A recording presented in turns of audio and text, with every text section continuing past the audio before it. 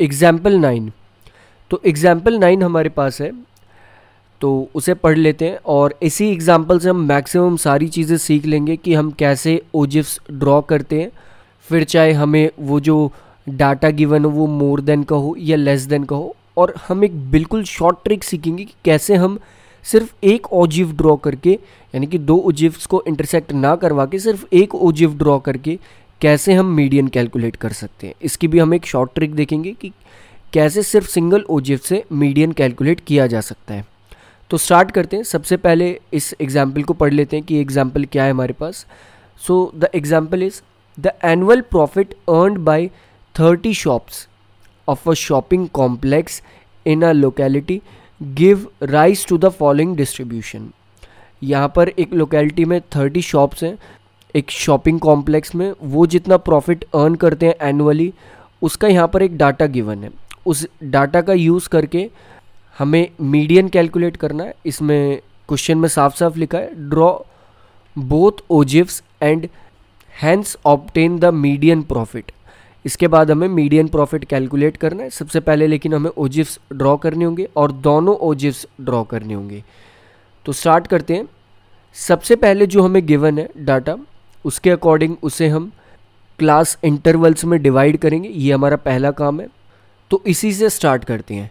सबसे पहले जब हम उन्हें क्लास इंटरवल में या फिर क्लासेस में डिवाइड करेंगे, तो अगर मोर देन का हमें डाटा गिवन है तो हम स्टार्ट करेंगे बिल्कुल एंड से, और अगर लेस देन का गिवन है तो करेंगे टॉप से। तो ये थोड़ा सा इजी हो जाता है। अब लास्ट डाटा हमें जो गिवन है वो गिवन है मोर देन और इक्वल टू 35। तो लास्ट में हम लिख देंगे मोर देन 35। इसके बाद हमें गिवन है मोर देन और इक्वल टू 30, लेकिन प्रीवियसली हमने मोर देन 35 लिखा, तो ये 30 से 35 का क्लास इंटरवल हो जाएगा। इसे लिख देंगे 30 to 35। अब बात ये आएगी ये 30 से 35 का कैसे हुआ, क्योंकि हम देख सकते हैं कि 35 लाख से ज़्यादा जो इनकम है वो सिर्फ 3 शॉप्स की है, लेकिन 30 लाख से ज़्यादा जो इनकम है वो 7 शॉप्स की है। यानी कि 4 शॉप्स हमारे पास ऐसी हैं जिनकी इनकम 30 से लेके 35 के बीच में है, जो कि ये वाली होंगी। इसीलिए हम कह सकते हैं कि ये जो हमारा डाटा आएगा ये आएगा, और वी कैन से ये जो हमारी क्लास आएगी ये आएगी क्लास इंटरवल 30 से 35। इससे पहले होंगे। अब इससे ऊपर जब हम जाएंगे तो आएगा 25 से 30, फिर 20 से 25, फिर 15 से 20, फिर 10 से 15, फिर 5 से 10। यानी कि 5 लाख से 10 लाख, फिर 10 लाख से 15 लाख, 15 लाख से 20 लाख, 20 लाख से 25 लाख, 25 लाख से 30 लाख, 30 लाख से 35 लाख एंड 35 लाख से 40 लाख। हमें पता है अब सारा डाटा हमें यहाँ पर मिल चुका है। नेक्स्ट हम यहाँ पर कैलकुलेट करना चाहेंगे फ्रीक्वेंसी, ताकि हम कॉम्युलेटिव फ्रीक्वेंसी भी कैलकुलेट कर सकें, ताकि हमारे पास सारी चीज़ें आ जाएं और फिर हम ग्राफ ड्रॉ करना स्टार्ट करें। तो फ्रीक्वेंसीज हम कैलकुलेट करेंगे तो एक तरह से हम नंबर ऑफ़ शॉप्स कैलकुलेट कर रहे होंगे कि कितनी शॉप्स ऐसी हैं जिनका प्रॉफिट इतने लैक्स से लेके इतने लैक्स के बीच में है। तो अगर हम देखें 35 से 40 लैक्स के बीच में, और we can say more than 35 lakhs जिन शॉप्स का प्रॉफिट है, तो ऐसी सिर्फ 3 शॉप्स हैं। नेक्स्ट 30 से लेके 35 तक हमारे पास आएंगी 4 शॉप्स, क्योंकि हम प्रीवियस में से यानी कि 3 में से 7 को माइनस कर देंगे, क्योंकि 3 तो वहाँ इंक्लूड हो चुकी हैं क्लास इंटरवल जब हमने बनाया। अभी हमने देखा था कि कैसे ये 4 आता है। इसके बाद जब हम ऐसे करते हुए चलेंगे तो हमारे पास 25 लाख से 30 लाख के बीच में जो नंबर ऑफ़ शॉप्स आएंगी वो आएंगी 3। 20 से 25 लाख के बीच में आएंगी 4 शॉप्स। 15 से 20 लाख के बीच में आएंगी 2 शॉप्स। 10 से 15 लाख के बीच में आएंगी 12 शॉप्स एंड 5 से 10 लाख के बीच में आएंगी 2 शॉप्स। तो ये सारी वो शॉप्स हैं जिनका प्रॉफिट इतने अमाउंट से लेके इतने अमाउंट के बीच में है। तो ये एक तरह से नंबर ऑफ़ शॉप्स हमारे पास फ्रीक्वेंसीज़ आ चुकी हैं। अब इसी का यूज़ करके हम कॉम्युलेटिव फ्रीक्वेंसीज़ ड्रॉ करेंगे। तो कॉम्युलेटिव फ्रीक्वेंसी होती है स्टार्टिंग से अगर हम फ्रीक्वेंसीज़ ऐड करते हुए जाएं, तो ऐड करते हुए जब हम जाएंगे तो हमारे पास आएगा 2 14, क्योंकि जब हम 2 में 12 जोड़ देंगे तो हमारे पास 14 आ जाएगा। Next 14 plus 2 16, 16 plus 4 20, 20 plus 3 23, 23 plus 4 27, 27 plus 3 30। तो इस डाटा के अकॉर्डिंग हम कुछ चीज़ें बता सकते हैं, क्योंकि ये डाटा हमें समझ में आना चाहिए कि हमने क्या फॉर्म करा है यहाँ पे। तो कहने का मतलब ये 5 से लेके 10 लाख के बीच में 2 शॉप्स ऐसी हैं जिनकी प्रॉफिट है, यानी कि जिनका जो प्रॉफिट है वो इतना है। 10 से लेके 15 लाख के बीच में 12 शॉप्स ऐसी हैं जिनका प्रॉफिट है 10 लाख से लेके 15 लाख। लेकिन अगर हम कॉम्युलेटिव फ्रीक्वेंसी के अकॉर्डिंग इसे पढ़ें तो हम पढ़ पाएंगे कि 15 लाख से कम जिनका प्रॉफिट है वो है सिर्फ 14 शॉप्स। नेक्स्ट सेम इसी तरह से आगे का डाटा हम पढ़ सकते हैं, बहुत इजी है ये चीज़। अब चलते हैं अपने मेन टॉपिक की तरफ, दैट इज़ ग्राफ ड्रॉ करना। ग्राफ कैसे हम ड्रॉ करते हैं? तो जब कभी भी हम ग्राफ ड्रॉ करते हैं तो सबसे पहले हम ये चीज़ चेक करेंगे कि हम मोर देन का ग्राफ बनाने जा रहे हैं या लेस देन का बनाने जा रहे हैं। यहाँ पर हम सबसे पहले मोर देन का ग्राफ बनाएंगे। तो मोर देन का जब हम ग्राफ बनाते हैं तो हमें 2 कोऑर्डिनेट्स चाहिए। तो सबसे पहले हम ग्राफ कुछ इस तरह से प्लॉट कर लेंगे, एक होगी एक्स एक्सिस और एक होगी वाई एक्सिस। यहाँ पर एक्स एक्सिस जो रिप्रेजेंट करेगी हमेशा लिमिट्स को रिप्रेजेंट करेगी, एंड वाई एक्सिस जो रिप्रेजेंट करेगी वो करेगी कॉम्युलेटिव फ्रीक्वेंसी को। तो जब हम मोर देन का ग्राफ बनाएंगे तो वहाँ पर हम एक्स कोऑर्डिनेट्स और वाई कोऑर्डिनेट्स कैसे लेंगे? बहुत सिंपल है। जो हमें यहाँ पर मोर देन के आगे एक वैल्यू गिवन रहेगी उसे हम मान लेंगे एक्स कोऑर्डिनेट, और जो हमें फ्रीक्वेंसीज गिवन होंगी उसे हम मान लेंगे वाई कोऑर्डिनेट।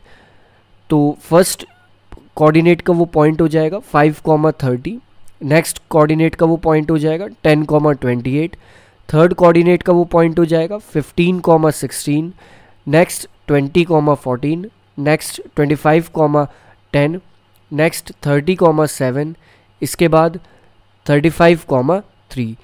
तो ये सभी पॉइंट्स हमें कोऑर्डिनेट्स के मिल चुके हैं। अब इसे हम ग्राफ में प्लॉट करेंगे तो कुछ इस टाइप से हमारा ग्राफ फॉर्म होगा। अब ये तो एक मोर देन का ग्राफ है, हमें यहाँ पर लेस देन का भी ग्राफ बनाना है, और वी कैन सी ये तो एक मोर देन ओजिव है, हमें यहाँ पर लेस देन ओजिव भी फॉर्म करना है। तो लेस देन ओजिव भी बहुत इजी है। जो हमने यहाँ पर दूसरा डाटा यहाँ पर प्रिपेयर करा है उसमें जो अपर लिमिट होगी उसका यूज़ करके हम लेस देन ओजिव वाला ग्राफ बनाएंगे। तो ये कुछ इस तरह से होगा, लाइक जो हमारे पॉइंट्स होंगे वो होंगे 10,2, 15,14, 20,16, 25,20, 30,23, 35,27, 40,30। और ये वाला ग्राफ हम क्लियरली देख सकते हैं कि हमारे ग्राफ को कुछ इस जगह पर इंटरसेक्ट कर रहा है, और जहाँ ये दोनों इंटरसेक्ट करेंगे वो ही हमारा मीडियन होगा। ये कहीं 17.5 के आसपास इंटरसेक्ट कर रहा है तो हमारा मीडियन भी 17.5 ही होगा।